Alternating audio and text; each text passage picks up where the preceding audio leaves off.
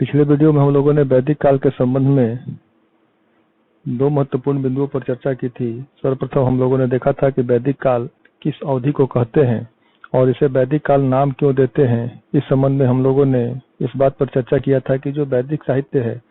उस वैदिक साहित्य के आधार पर ही हम उस संपूर्ण अवधि के इतिहास को मुख्य रूप से जान पाते हैं, इसलिए हम उसको वैदिक काल भी या वैदिक संस्कृति का नाम देते हैं। अब यहाँ पर जो महत्वपूर्ण सवाल बनता है वो ये कि आखिर उस इतने बड़े विशाल वैदिक साहित्य के रचनाकार कौन थे, किन लोगों ने उसकी रचना की थी, और वो जो रचना करने वाले लोग थे वह भारत के किस क्षेत्र में निवास करते थे, अर्थात वैदिक संस्कृति का जो क्षेत्रीय विस्तार है वो क्या था, कहाँ तक था। वैदिक संस्कृति के संबंध में हम अगर उनके रचयिता के बारे में यानी उनके रचनाकार के बारे में बात करें तो वैदिक साहित्य के जो रचने वाले लोग थे वो आर्य लोग थे। सवाल बनता है कि ये आर्य कौन थे। कई विद्वान आर्यों को के पहचान के लिए जाति के आधार पर उनके पहचान का प्रयास करते हैं, जबकि कुछ विद्वान जाति के बदले भाषा समूह के आधार पर यानी वो किस भाषा को बोलने वाले लोग थे इस आधार पर उनके पहचान का प्रयास करते हैं। जाति के आधार पर आर्यों के पहचान करने में सबसे बड़ी कठिनाई ये है कि इतने लंबे समय के बाद किसी जाति का विशुद्ध रूप में होना और उनकी पहचान एक जैसा ही होना ये अपने आप में कठिन है, क्योंकि आर्यों के जो जातिगत विशेषताएं हैं, उनके शारीरिक बनावट आदि विशेषताएं हैं, वो आज कई क्षेत्रों में उस प्रकार के शारीरिक विशेषताएं या जाति समूह के लोग पाए जाते हैं। उसी प्रकार अगर भाषा समूह के बारे में बात करें तो इसमें भी अपने आप में कठिनाई है।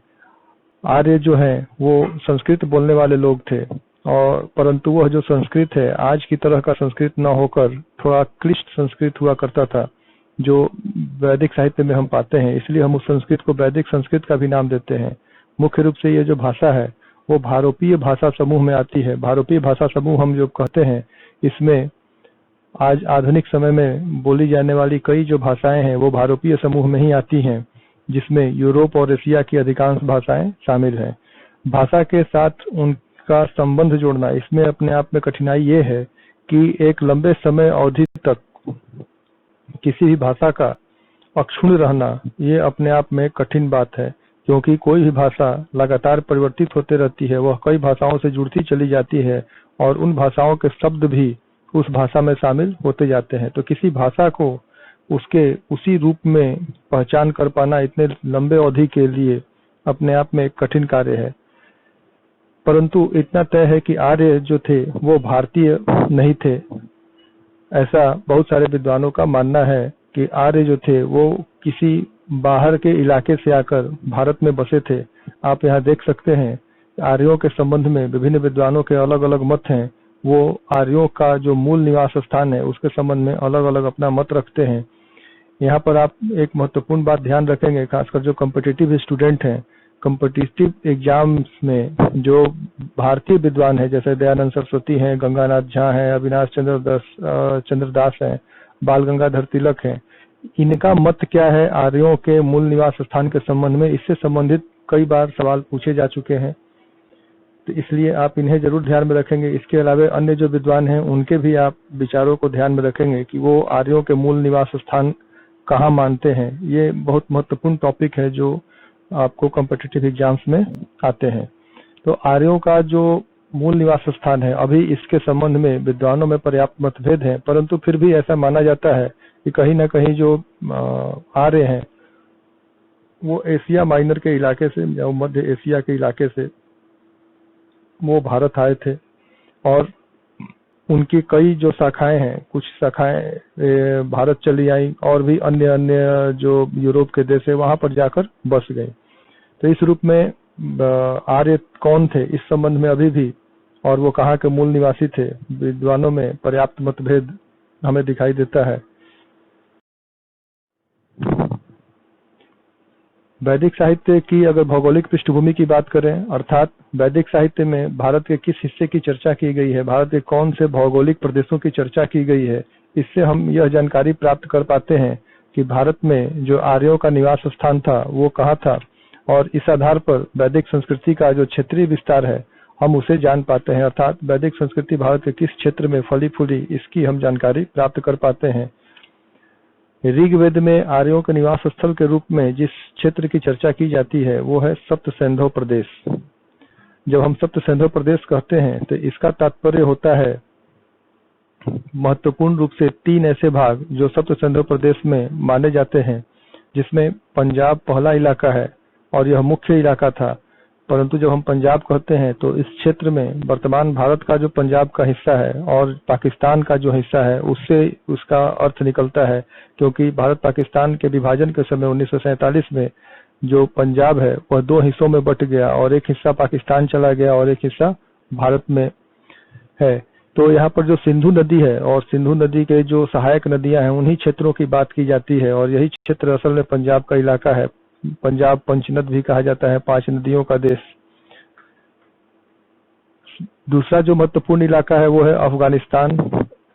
अफगानिस्तान का एक बड़ा भाग जो है और खासकर जो उसका दक्षिणी हिस्सा है वो कहीं न कहीं सप्त सिंधु प्रदेश में माना जाता है, यानी आर्यों का जो विस्तार था वो अफगानिस्तान तक था, जो ऋग्वेद काल के जो आर्य थे। उसी प्रकार ऋग्वैदिक कालीन जो आर्य हैं उनका विस्तार गंगा जमुना के दोआब क्षेत्र तक था। दोआब जब हम कहते हैं इसका अर्थ होता है 2 नदियों के बीच का क्षेत्र। तो इस आधार पर हम कह सकते हैं कि ऋग्वेद काल में जो वैदिक कालीन संस्कृति है वह अफगानिस्तान से लेकर गंगा घाटी तक फैला हुआ था। इसे हम इसी वीडियो में आगे मैप में भी समझने का प्रयास करेंगे। यहाँ पर एक बात आप और ध्यान देंगे, ये वही क्षेत्र है जहाँ पर सिंधु सभ्यता विकसित हुई थी और सिंधु सभ्यता के पतन के कारण जब हम लोग पढ़ रहे थे उसमें हम लोगों ने एक इंद्र को पुरंदर के रूप में हम लोगों ने पहचान किया और पुरंदर का अर्थ था दुर्ग का विनाश करने वाला। इंद्र जो है वह ऋग्वेद के सर्वप्रमुख देवता है, यानी ऋग्वैदिक काल के सर्वप्रमुख देवता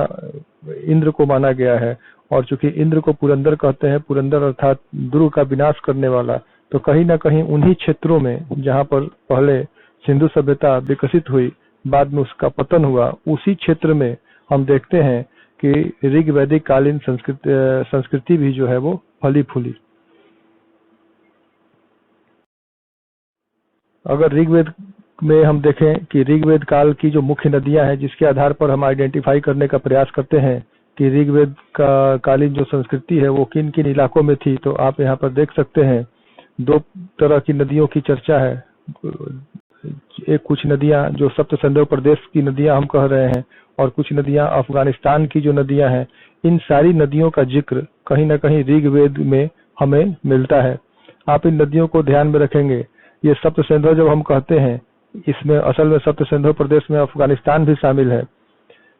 फिर भी जो सिंधु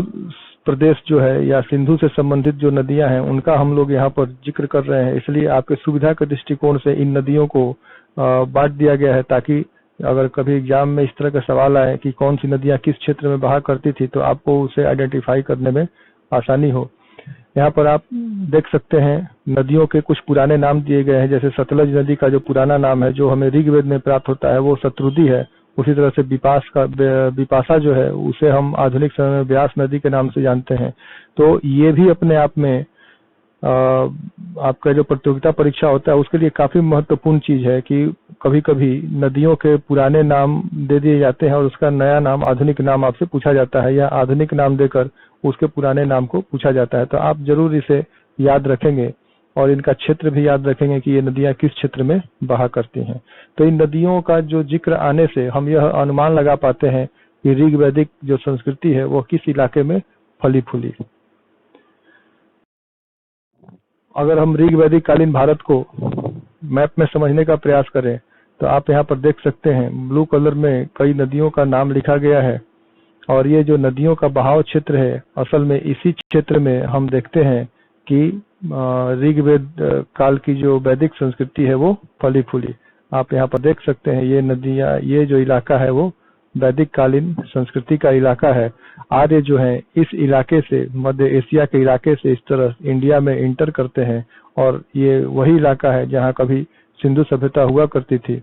और ये इसी इलाके में आकर ऋग्वेदिक कालीन भारत या ऋग्वैदिक संस्कृति हमें दिखाई देता है। उसी तरह अगर वैदिक काल के बारे में बात करें तो आप ये जो हिस्सा देख रहे हैं ये हिस्सा ये आपको ऋग्वैदिक कालीन भारत हो गया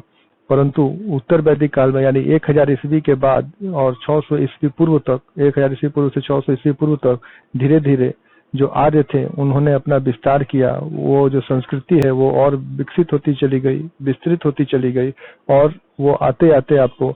गंगा, ये आप यहाँ पर देख सकते हैं, ये गंगा नदी है, गंगा नदी के इलाके तक, यानी गंगा के इस पूरे इलाके में आर्यों की सभ्यता का, आर्यों की संस्कृति का विस्तार होता है। ये सारे इलाके धीरे धीरे हम देखते हैं कि उत्तर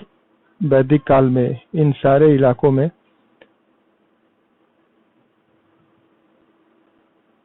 आर्य संस्कृति का विकास हो जाता है। इस प्रकार 600 ईस्वी पूर्व तक आते आते